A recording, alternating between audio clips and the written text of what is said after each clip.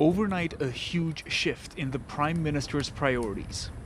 I look forward to working with President Trump once again to strengthen North American economic opportunities for the middle class.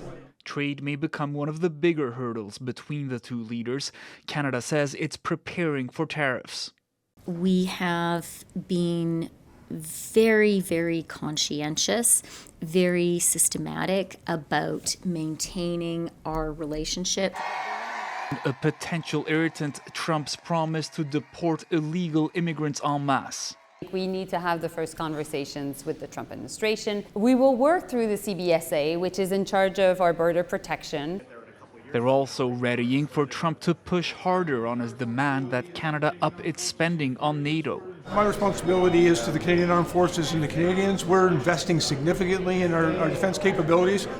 The Liberals have been here before and say they know how to work with the Trump administration. But as Canadians are set for an election no later than next October, polls show it may not be the Liberals dealing with Trump for long.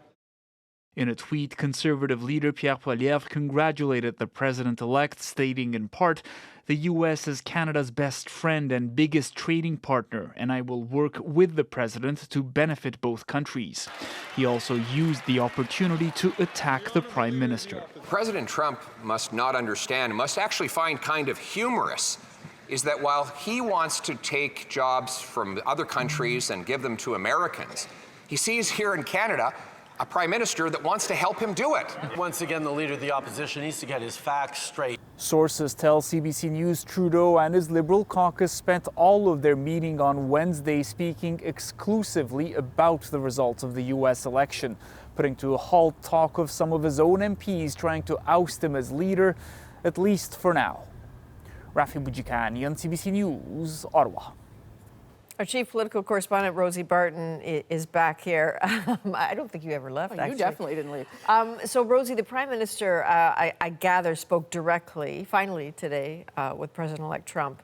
What have you learned about what he said? Yeah, not one of the first phone calls that Donald Trump made or took, but it did happen. And he wanted it to be, though. Justin Trudeau wanted it to be, certainly. But it did last about 10 minutes, from what I'm told. Just in terms of tone, I'm told it was warm, it was friendly, it was positive overall.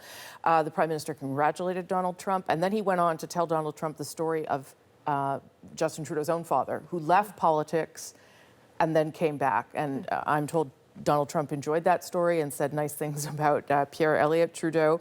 Obviously, the first issue the Prime Minister raised was trade, particularly saying that this good or great trading relationship has to be maintained, pointed, of course, to the new NAFTA as proof of that.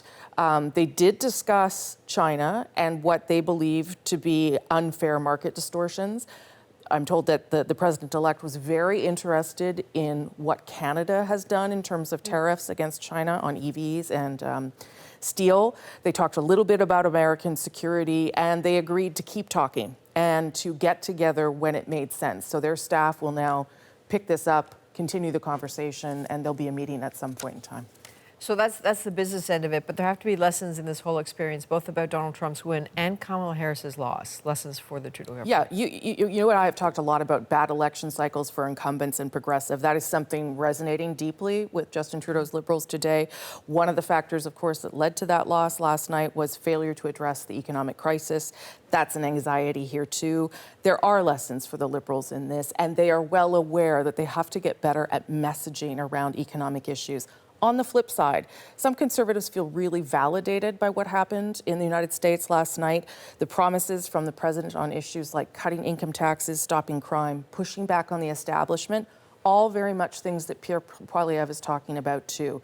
So they see victory down there and they say, well, if we continue doing that here, perhaps we also will get to victory. We will see. All right, Rosie, thank you. I know you'll have more on that tomorrow on that issue. Thank you.